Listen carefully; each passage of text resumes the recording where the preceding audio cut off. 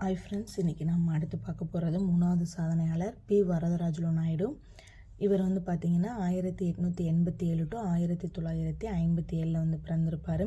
இந்த 1887 அப்படின்றது நம்மளுக்கு ஒரு முக்கியமான இன்சிடெண்ட். என்ன அப்படின்னா, 3rd INC காங்கிரஸ் மாநாடு நடந்திருக்கு. எங்கே அப்போனா நம்மளுடைய சென்னை ஆயிரங்கால் விளக்கு அப்படின்னு. அதில் தான் பார்த்திங்கன்னா நிறைய முக்கியமான விஷயம்லாம் சொல்லியிருப்பாங்க. எல்லோரும் தமிழ்லேயே பேசுனாங்க, தமிழ்லேயே எல்லா பிரசுரங்களும் வெளியிட்டாங்க. அதே மாதிரி காங்கிரஸ் வினா விடை அப்படின்ற ஒரு புக் ஒன்று க்ரியேட் பண்ணி ரொம்ப மலிவு விலைக்கு விற்று அதுலேருந்து கிடைச்ச பணத்தில் அந்த மாநாட்டுக்கு யூஸ் பண்ணியிருப்பாங்க அப்படின்னு சொல்லியிருப்பாங்க. அடுத்து இவருடைய ஃபஸ்ட் என்னது டாக்டர் நாயுடுன்னு சொல்லிட்டு அவரோட இதெல்லாம் கொடுத்துருக்காங்க. பெருமாள் வரதராஜுலு நாயுடு. இவர் 1887 ஜூன் 4ஆம் நாள் சேலம் மாவட்டத்தில் இருக்கக்கூடிய ராசிபுரத்தில் வளமான பலிஜா நாயுடு குடும்பத்தில் பிறந்திருக்காரு. இவங்க அப்பா பெருமாள் நாயுடு. அவர் ரொம்ப செல்வாக்கு மிக்க நிலச்சுவாண்டார்கள். அதே மாதிரி அவங்களுடைய அம்மா யார் அப்படின்னா குப்பம்மாள் இல்லக்கிழத்தி. குப்பம்மாள் இல்லக்கிழத்தி அவங்க அம்மா. வரதராஜுலு ராசிபுரத்திலிருந்து சென்னைக்கு அவருடைய கல்வியை கற்கிறாரு.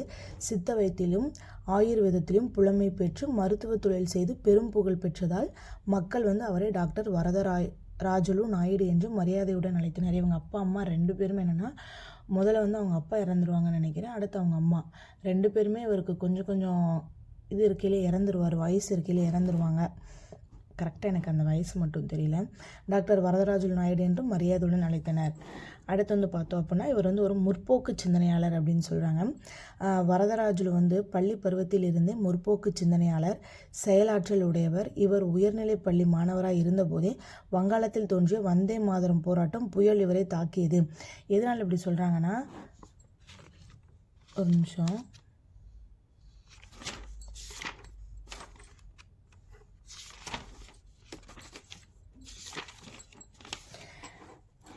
இது ஏன் அப்படின்னா, அங்கே வங்காளத்தில் வந்தே மாதரம் தோன்றுச்சுன்னு சொன்னாங்களே, அந்த வங்கை மாதரம் இயக்கத்தால் ஈர்க்கப்பட்ட அவருக்கு ஒரு ஈர்ப்பு ஏற்பட்டு மக்களிடையே தேசபக்தியை வளர்க்கணும் அப்படின்னு சொல்லிட்டு 1906 பார்த்திங்கன்னா முற்போக்காளர் சங்கம் அப்படின்னு ஒன்று என்னது தொடங்கியிருப்பார். அதுதான் இந்த இடத்துல மென்ஷன் பண்ணியிருக்காங்க.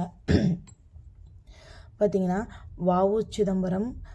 சிதம்பரம் பிள்ளை, சுப்பிரமணிய சிவாவும் சுப்பிரமணிய பாரதியும் சுதேசமித்திரன் ஆசிரியர் சுப்பிரமணிய ஐயரும் சென்ற வழியே இவரும் சென்றார். வரதராஜுலு முற்போக்காளர் சங்கம் என்று அமைப்பை துவங்கினார். எதனால் அப்படின்னா, இந்த வந்தே மாதரம் பாடலால் ஈர்க்கப்பட்டு மக்களுக்கு தேசபக்தி உணர்வு ஊட்டணும்னு சொல்லிட்டு தான் 1906 இந்த முற்போக்காளர் சங்கம் அப்படின்ற அமைப்பை இவர் துவங்கியிருப்பார். அடுத்தது அந்நிய துணி புறக்கணிப்பில் ஈடுபட்டிருப்பார். சுதேசியம் போன்ற லட்சிய விதைகளை மாணவர்களுக்கிடையே விதைத்தார். அதோடைய விளைவு என்னாச்சுன்னா, இவர் பள்ளியில் ஆசிரியராக இருந்திருப்பார். இவங்களை ஆசிரியர் பதவியிலேருந்து விலக்கியிருப்பாங்க. அடுத்தது நாயக்கர், நாயுடு, முதலியார். இவங்க 3 பேரை பற்றி சொல்லுவாங்க. பள்ளியில் இருந்து நீக்கப்பட்ட அந்த வரதராஜுலு தேசிய அரசியலில் ஈடுபட்டார். இந்த தேசிய காங்கிரஸ், அதாவது இந்திய தேசிய காங்கிரஸில் சேர்றாரு.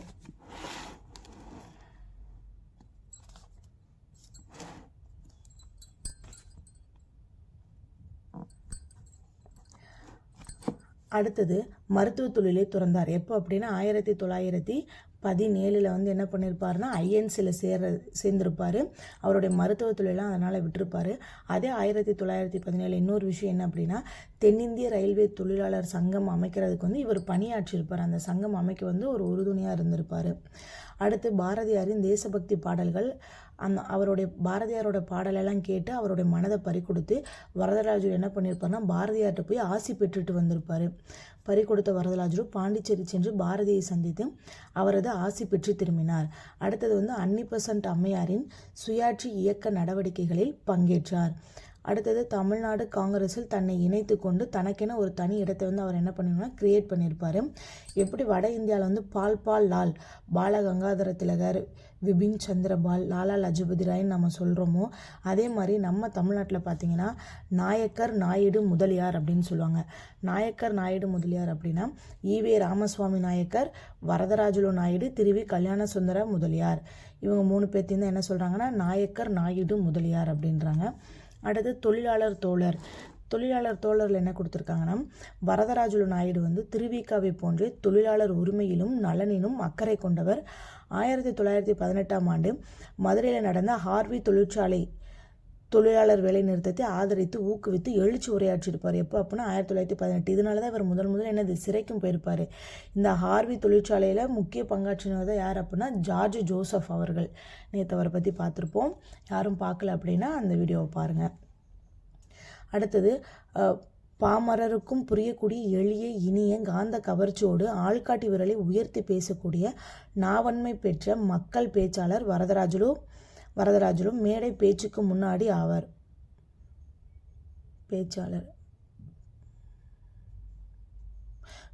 மேடை பேச்சுக்கு முன்னோடி ஆவார். இதில் என்ன சொல்கிறாங்கன்னா, ஆங்கில அரசாங்கம் அவர் மீது அரசு அவமதிப்பு குற்றம் சாட்டி, எதுக்காக அப்படின்னா இந்த ஆர்வி தொழிற்சாலைக்காக பேசியிருப்பார்ல, அதுக்காக என்ன பண்ணியிருப்பாங்கன்னா குற்றம் சாட்டி கிட்டத்தட்ட ஒரு 11 மாதம் சிறை தண்டனை அவருக்கு கொடுத்துருப்பாங்க.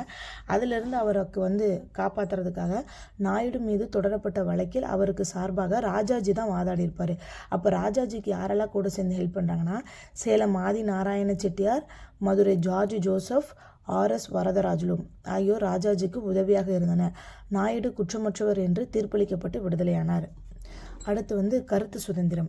கருத்து சுதந்திரத்தில் சிறையில் இருந்து மீண்ட வரதராஜலு நாயுடு தமிழ்நாடு என்ற வார இதழை துவக்கினார். எப்போ அப்படின்னா 1919 வார இதழ் துவக்கியிருப்பார்.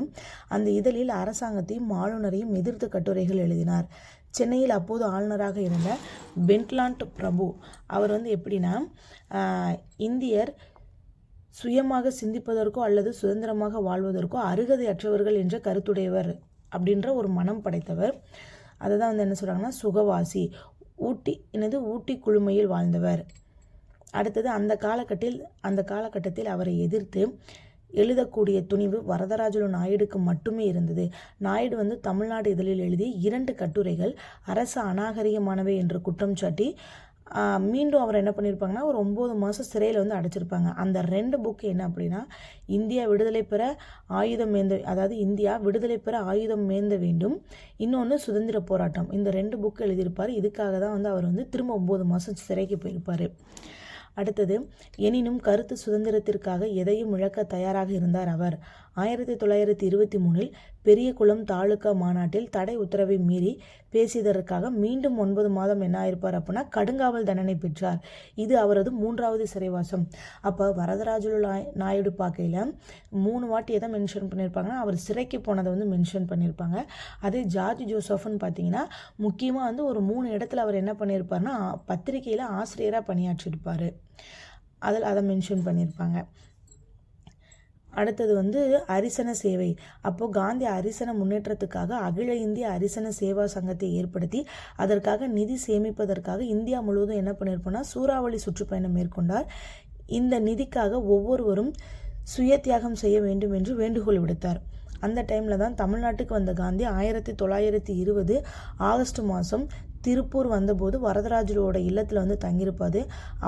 அவங்க வீட்டில் தங்கியிருக்கும்போது நடைபெற்ற மகளிர் கூட்டத்தில் நாயுடுவோட மனைவி ருக்மணி அவங்க போட்டிருந்த நகை எல்லாத்தையும் கலட்டி என்ன பண்ணியிருப்பாங்க அப்படின்னா அவர்கிட்ட காந்திகிட்ட கொடுத்து விட்டார். தன் கணவர் வரதராஜலு எவ்வளியோ அவ்வளியே சென்றார் அவரது மனைவி. காந்தி மீண்டும் சேலம் வந்தபோது 1921 வரதராஜலு வீட்டில் தான் தங்கியிருந்தார். எப்போ அப்படின்னா 1920 1921 2 டைமே காந்தி யாரோட வீட்டில் தங்குறாங்க? வரதராஜலு வீட்டில். அதே மாதிரி காந்தி மதுரைக்கு வரப்போ யார் வீட்டில் தங்குறாங்க அப்படின்னா ஜார்ஜ் ஜோசப் அவர்கள் வீட்டில் தங்கியிருப்பார். அடுத்தது ஒத்துழையாமைக்கு ஒத்துழைப்பு அப்படின்னா ஒத்துழையாமை இயக்கத்தின் போது காந்தி கைது செய்யப்பட்டதால் 1922 நாடெங்கும் எதிர்ப்பு எழுந்தது. அப்போ வரதராஜலு என்ன பண்ணுவார்னா அதை முன்னிட்டு அவரோட ஸ்டைலில் ஒரு லெட்டர் ஒன்று எழுதுவார். நான் வரியை கட்ட மாட்டேன் உங்களுக்கு அப்படின்னு. யாருக்கு அப்படின்னா அரசாங்கத்துக்கு ஒரு லெட்டர் எழுதி போடுவார். அதனால என்ன ஆகும் அப்படின்னா அவருடைய வீடு இதெல்லாம் ஜப்தி பண்ணிடுவாங்க. பார்த்தீங்கன்னா தமிழ்நாட்டில் வரதராஜலு நாயுடு அவரது எதிர்ப்பை அவருக்கே உரிய முறையில் வெளிப்படுத்தினார். காந்தி விடுதலையாகி வரும் வரை அரசாங்கத்துக்கு வரி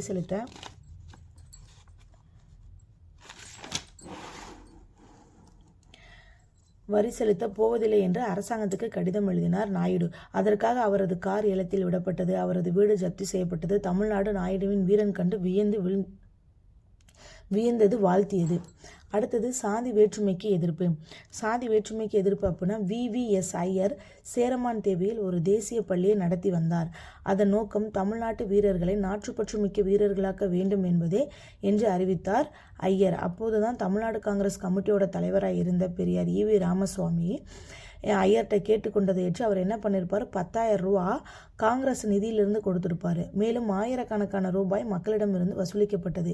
ஆனால் அந்த சேர்மான் தேவி குருகுலம் என்று அழைக்கப்பட்ட அந்த ஆசிரமத்தில் உணவு பரிமாறும் போது பிராமண பிள்ளைகளை குருகுலத்துக்குள்ளேயும் பிற மாணவர்களை ஆசிரமத்துக்கு வெளியும் உட்கார வச்சு உணவு பரிமாற்றப்பட்டது. அப்போ குருகுல மாணவரிடையே காட்டப்பட்ட இந்த சாதி வேறுபாட்டை பெரியாரும் வரதராஜ நாயுடும் திருவி கல்யாணசுந்தரம் முதலியாரும் வன்மையாக கண்டித்தனர். அப்போ பெரியார் குருகுலத்துக்கு அளித்து வந்த நிதியுதவி நிறுத்திட்டாரு. இந்த விவகாரம் பெரிய சர்ச்சை ஏற்படுத்தியதால் VVS ஐயர் குருகுல பொறுப்பிலிருந்தே விலகி கொண்டார். அதன் பின் பெரியார், திருவிக ராஜாஜி, SS ராஜன் ஆகியோரும் தமிழ்நாடு காங்கிரஸ் கமிட்டியில் இருந்து விலகினர். இவர்கள் விலகியதற்கு காரணம் சாதி வேறுபாடு பற்றிய கருத்து வேற்றுமையே என்று கருதுகிறார். யாருன்னா டேவிட் அர்னால்டு. யார் இவங்கெல்லாம் எனது காங்கிரஸை விட்டு விலகியதுக்கு இந்த சாதி கருத்து வேறுபாடு தான் அப்படின்னு யார் சொல்கிறாங்கன்னா டேவிட் அர்னால்டு அவர்கள் சொல்கிறாரு. வரதராஜுலு நாயுடு மட்டும் காங்கிரஸில் இருந்து பின்னர் விலகி ஆரிய சமாஜத்தில் சேர்ந்தார். ஆரிய சமாஜத்தில் எப்போ 1929 சேர்றாரு. நாயுடு நீதி கட்சியில் இருந்தபோது நீதி கட்சியை தீவிரமாக எதிர்த்து மாநிலம் முழுவதும் பிரச்சாரம் செய்தார். அவர் அப்படி செய்யாவிட்டால் தமிழ்நாட்டில் நீதி கட்சியோட ஆதிக்கம் கொடிக்கட்டி பறந்திருக்கும் என்று குறிப்பிடுறார். யார் அப்படின்னா திருவிக சொல்கிறாரு. அவர் மட்டும் அப்படி பண்ணலைன்னா நீதி கட்சி ரொம்ப கொடிக்கட்டி பறந்திருக்கும் அப்படின்னு. பின்னர் வரதராஜுலு நாயுடு சென்னை ராஜஸ்தானில் நடைபெற்ற ஆலய நுழைவு போராட்டத்தில் தீவிர பங்காற்றியிருப்பார். இதழியல் பணின்னு பார்க்கும்போது பாரதியார், திருவிக, G. சுப்பிரமணிய ஐயர் ஆகியோரை தொடர்ந்து தேசிய இதழில் துறையில் பேணி பாதுகாத்தவர் யார் அப்படின்னா டாக்டர் நாயுடு அப்படின்றாங்க. மங்களம் சண்முக முதலியார் மற்றும் இந்த சுப்பிரமணிய சிவா ஆகியோர் பொருளாதார நெருக்கடிக்கிடையே நடத்தி வந்த பிரபஞ்சமித்திரன்.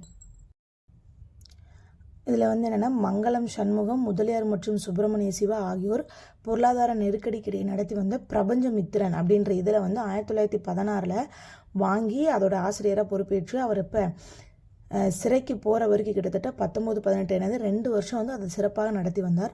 அப்பத்திரிக்கை அரசாங்கத்தால் 1000 ரூபாய் ஈட்டுத்தொகை கேட்டு முடிக்கப்பட்டது அப்படின்னு சொல்கிறாங்க.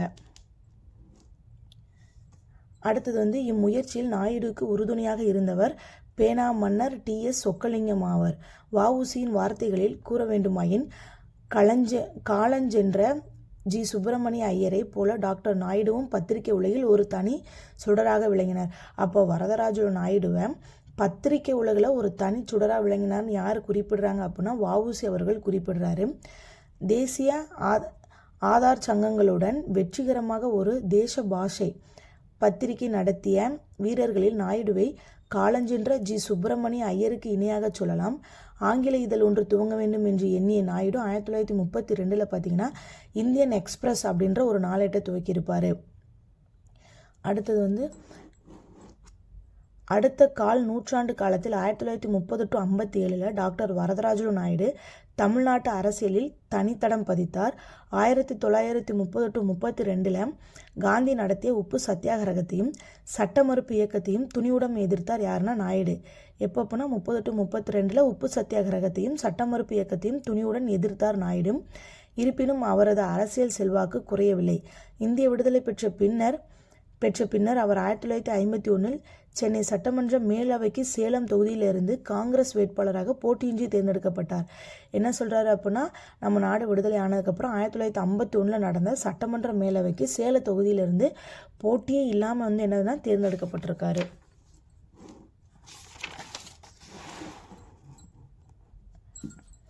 அதே போன்று 1952 நடைபெற்ற பொது தேர்தலில் வரதராஜுலு நாயுடு சேலம் தொகுதியிலிருந்து கம்யூனிஸ்ட் வேட்பாளர் மோகன் குமாரலிங்கத்தை தோற்கடித்து சட்டமன்ற உறுப்பினரானார். அதுக்கப்புறம் என்ன சொல்கிறாங்கன்னா 52 நடைபெற்ற பொது தேர்தலில் யாரை தோற்கடிச்சிருக்காரு, மோகன் குமாரமங்கலத்தை தோற்கடித்து சட்டமன்ற உறுப்பினராக இருந்திருப்பார். சில சமயங்களில் நாயுடு பெரியாருக்கும் காமராசருக்கும் இடையே இணைப்பு பாலமாக இருந்தார். தன்மானத்தோடும் தற்சார்போடும் சுய சிந்தனையோடும் தமிழர்கள் விழிப்புணர்வோடு இருக்க வேண்டும் என்பதற்காக பாடுபட்ட டாக்டர் வரதராஜுலு நாயுடு 1957 ஜூலை 23 மீளா உறக்கத்தில் ஆழ்ந்தார். அடுத்தது மதிப்பீடு. டாக்டர் வரதராஜுலு நாயுடு பொது வாழ்க்கையில் ஈடுபட்ட போது தமிழ்நாட்டு அரசியலில் அனுபவமும் ஆற்றலும் மிக்க பல தலைவர்கள் இருந்தனர். நாட்டு பணியை பொறுத்தவரை அவர்களோடு ஒத்துப்போன நாயுடு தனக்கு சரியெனப்பட்டதை கூற தயங்கியதில்லை. உருவத்தில் சிறியவராக இருந்தாலும் அந்நிய ஆதிக்க எதிர்ப்பிலும் தமிழ்நாட்டை தட்டி எழுப்பியதிலும் உயர்ந்து நின்றார். தேச விடுதலைக்கு கொடுத்த முக்கியத்துவத்தை தமிழ்நாட்டு மக்கள் மனச்சிறையில் இருந்து விடுபட வேண்டும் என்பதற்கு கொடுத்தார். அதே மாதிரி தொழிலாளர் உரிமைக்காகவும் சாதி பாகுபாடற்ற தமிழர் சமுதாயம் அமைய வேண்டும் என்பதற்காகவும் உரத்த குரல் கொடுத்தார். நாயுடு முற்போக்கு சிந்தனையின் முன்னோடி, மேடை பேச்சுக்கு எடுத்துக்காட்டு. காந்தியை எதிர்கொண்டு தமிழ்நாட்டு காங்கிரஸில் கொடிகட்டியே பறந்தவர். காலத்தின் குரலாக ஒலித்தவர். Varadaraju Naidu, George Joseph, sir RK. சண்முகம் செட்டியார் ஆகிய மூவரும் தமிழ்நாட்டின் திரிகடுகங்கள் என்று பாராட்டினார். இவர்களோடு நெருங்கி பழகிய வாரா என்ன சொல்கிறாங்க அப்படின்னா, இவங்க 3 பேரையும் திரிகடுகங்கள் அப்படின்னு பாராட்டியிருக்காங்க. காங்கிரஸை விட்டு விலகிய ஆரிய சமாஜானத்தில் சேர்ந்து இந்தியா இந்துக்களின் நாடு, முஸ்லிம்களுடன் எந்த விதமான சமரச பேச்சும் கூடாது என நாயுடு கூறியது ஒரு முற்போக்கு சிந்தனையாளரின் பிற்போக்குத்தனமானதாகும்.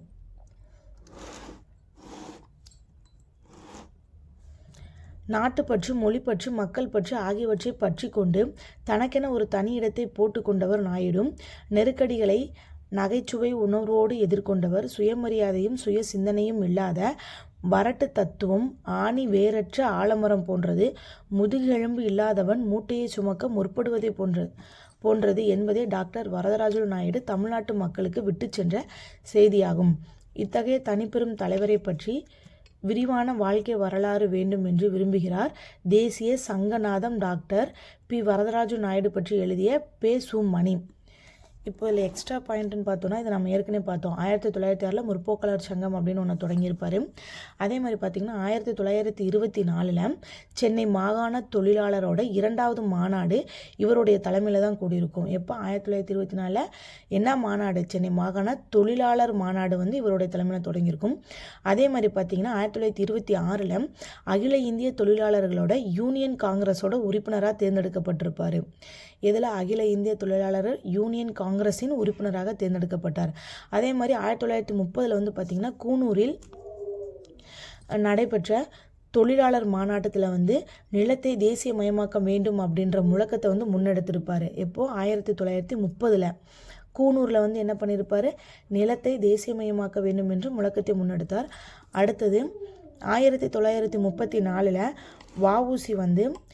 தேசிய சங்கநாதம் என்னும் தலைப்பில் 32 பக்கங்களில் பி. வரதராஜு நாயுடுவோட வாழ்க்கை வரலாற்று எழுதியிருக்கிறாரு. அப்போ தேசிய சங்கநாதம் அப்படின்றது யாரை பற்றினது? வரதராஜு நாயுடுவோட வாழ்க்கை வரலாறு பற்றியது. அதை யார் எழுதியிருப்பாங்க அப்படின்னா வ.உ. சிதம்பரனார் அவர்கள் எழுதியிருப்பாங்க. இதோட பார்த்திங்கன்னா நமக்கு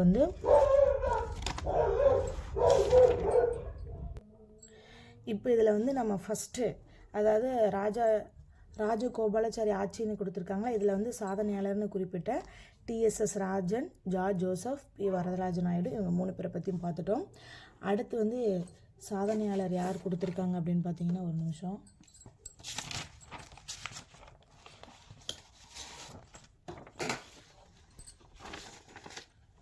அடுத்து வைத்தியநாத ஐயர். அடுத்து 4வது யார் கொடுத்துருக்காங்கன்னா வைத்தியநாத ஐயர், ருக்மணி லட்சுமிபதி, தீசு அவினாசிலிங்கம், இவங்களெல்லாம் பற்றி கொடுத்துருக்காங்க. அடுத்த வீடியோவில் நம்ம வைத்தியநாத ஐயரை பற்றி பார்ப்போம். உங்களுக்கு இது பிடிச்சிருந்தா ஷேர் பண்ணுங்கள், சப்ஸ்கிரைப் பண்ணுங்கள். இதில் வேறு ஏதாவது இந்த புக்கில் ஏதாவது உங்களுக்கு கண்டென்ட் தேவைப்பட்டாலோ இல்லை ஏதாவது சந்தேகம் இருந்தாலும் சொல்லுங்கள். நான் அந்த புக்கை பார்த்துட்டு நீங்கள் என்ன கேட்குறீங்களோ அதை நான் சொல்கிறேன். Bye friends.